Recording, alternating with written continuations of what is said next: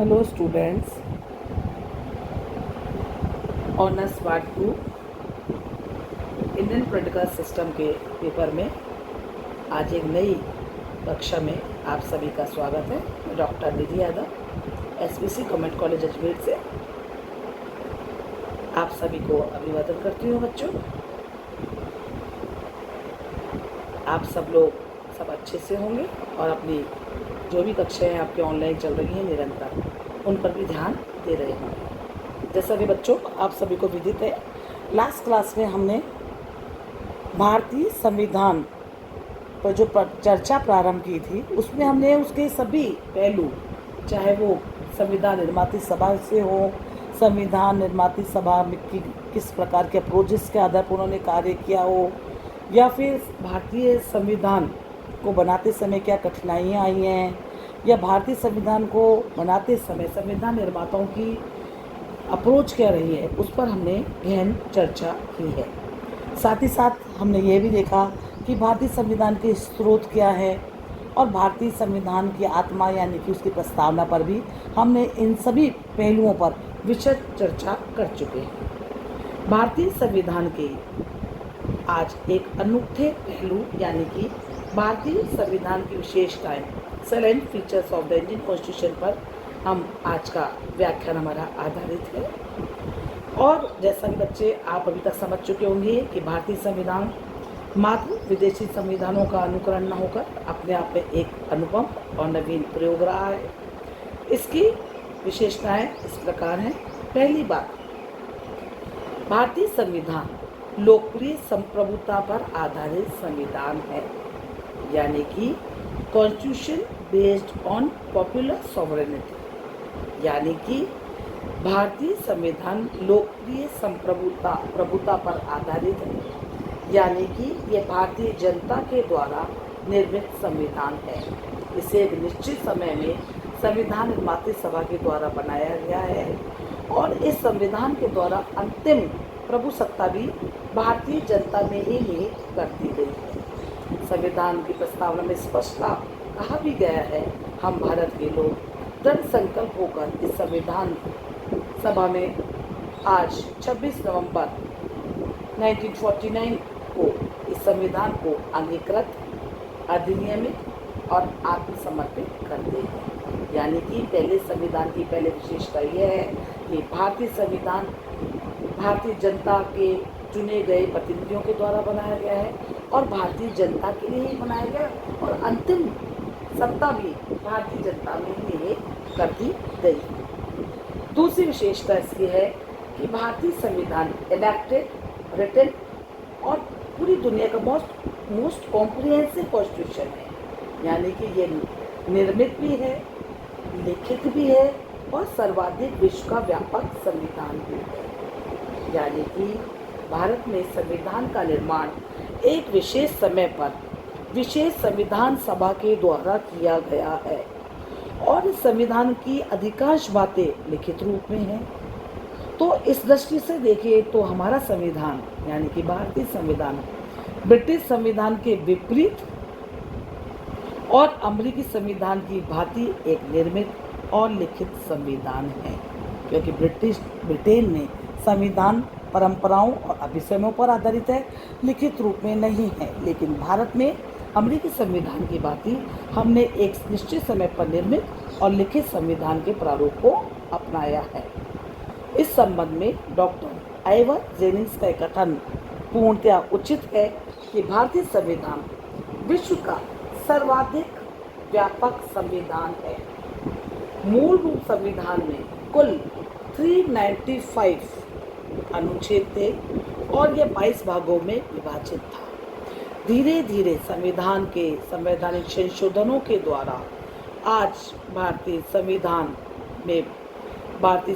की व्यापकता में बहुत वृद्धि हो गई है और 42वें संवैधानिक संशोधन से तो भारतीय संविधान बहुत ही व्यापक हो गया है। अब बात यह आती है कि भारतीय संविधान इतना बड़ा क्यों है। पहली बात यह है कि भारत में हमने संविधान की जो प्रारूप जो व्यवस्था अपनाई है वह संघात्मक शासन व्यवस्था को हमने अपनाया है। जब संघात्मक शासन व्यवस्था होगी तो ऑब्वियस है कि संघ और राज्य दोनों के बीच में शक्तियों का बंटवारा किया जाएगा, दोनों के कौन कौन से किन किन विषयों पर दोनों को सरकारों को कानून बनाने की क्षमता प्राप्त होगी, या अगर कोई निर्णय या सामंजस्य की स्थिति आती है तो किसकी बात को माना जाएगा, इस संबंध में विशेषतः बात रखी गई है। साथ ही साथ हमारे संविधान में अनेक प्रशासनिक पद्धतियों, संवैधानिक पहलुओं या आने वाले समय के में किस प्रकार की जटिलताएं आएंगी या उनको किस प्रकार से उनका निराकरण किया जाएगा, उनको संसद पर छोड़ने की बजाय उनके संबंध में व्यापक व्यवस्था संविधान निर्माताओं ने ही कर दी है। तो इस प्रकार हम देखते हैं कि भारत का संविधान विश्व का सर्वाधिक विशाल के संविधान है। तो दूसरी विशेषता बच्चों आप लोग क्लियर हो गई कि भारत का संविधान लिखित और निर्मित होने के साथ साथ यह विश्व का सबसे बड़ा संविधान भी है।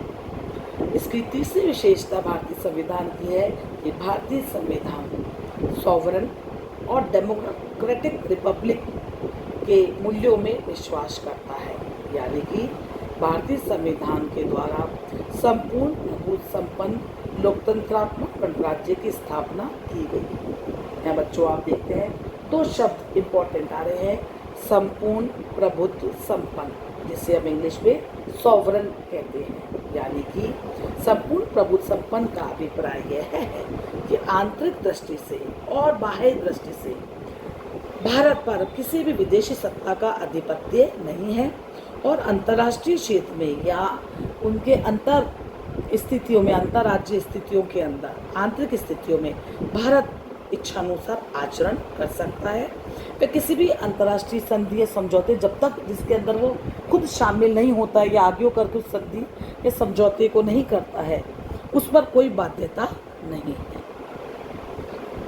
दूसरी बात, लोकतंत्रात्मक गणराज्य, जिसे हम डेमोक्रेटिक रिपब्लिक कहते हैं, यानी कि स्वतंत्रता प्राप्ति के पश्चात भारत अब एक लोकतंत्रात्मक राज्य है, अर्थात भारत में संपूर्ण सत्ता जनता में निहित है और जनता अपने प्रतिनिधियों के द्वारा, अपने प्रतिनिधियों के आधार पर इस शासन कार्य को चलाएगी, अपने लिए प्रतिनिधि चुनेगी और स्वयं अपने पर शासन करेगी।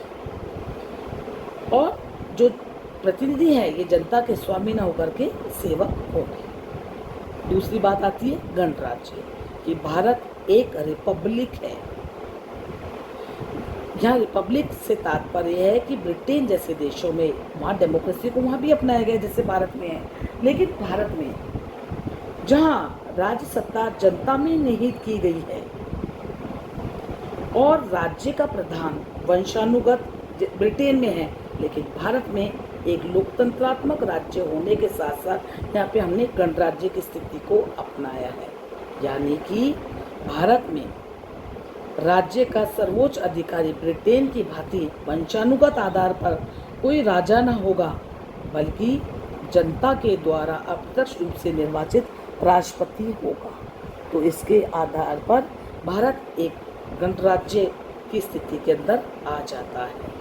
तो हमने एक तीसरी विशेषता देखी है कि भारतीय संविधान संपूर्ण प्रभुत्व संपन्न लोकतंत्रात्मक गणराज्य की स्थापना करता है। एक अन्य विशेषता जो भारतीय संविधान की है वो यह है कि भारत एक सोशलिस्ट स्टेट है, यानी कि समाजवादी राज्य है। अगर हम बच्चे इस विशेषता को देखें तो हम देखते हैं कि संविधान सभा में इस बात पर बहुत वाद विवाद हुआ था कि भारत के द्वारा समाजवादी राज्य के दर्शन को स्वीकार किया जाए या नहीं किया जाए, लेकिन अंततः यह सोचा गया कि भारत में किसी अगर हम एक विशेष दर्शन को या एक आइडियोलॉजी को स्वीकार करने से न भी विवाद होंगे, लेकिन इस बात पर हम सभी भारतीय सहमत रहे कि भारत के लिए जो समाजवाद का जो मार्ग है वही उपयुक्त है। इसलिए 42वें संवैधानिक संशोधन के द्वारा प्रस्तावना में भारत को एक समाजवादी राज्य घोषित किया गया है। और अगर हम इस देखें, बहुत गूढ़ता से देखें, तो प्रस्तावना में भारत को समाजवादी राज्य घोषित करने से कोई विशेष परिवर्तन भी नहीं आया। क्यों? क्योंकि समाजवाद अपने आप में बहुत अधिक अस्पष्ट शब्द है और भारत में विशेष परिस्थितियों के आधार पर ही समाजवाद को अपनाया जाएगा। और ये जो समाजवाद होगा ये अपने आप में समाजवाद की जो एक क्लिष्ट या परिचित अवधारणा या विचारधारा है उसके विरुद्ध हमने भारतीय समाजवाद को अपनाया है, जहाँ हमने समाजवाद के मूल सिद्धांतों की या उसकी आत्मा को तो अपनाया है, लेकिन अक्षरशः उस विचारधारा को अपनाया नहीं। तो भारत में हमने एक समाजवादी राज्य की स्थापना की है। कल की क्लास में हम इसी पॉइंट को या इन्हीं पॉइंट्स पे जिन पे आज हम चर्चा कर रहे हैं कि भारतीय संविधान की विशेषताएं क्या है, हम उस पर आगे अपने अध्ययन को अपनी क्लास को आगे बढ़ाएंगे। तब तक बच्चों आप जो विशेषताएं आज हमने की हैं आप उनके बारे में उसको पढ़ें समझें, साथ ही आपको जो PDF उपलब्ध कराई जा रही है उसके द्वारा अपने नोट्स तैयार करें या उन पर मनन चिंतन का कार्य भी प्रारंभ करें। धन्यवाद बच्चों।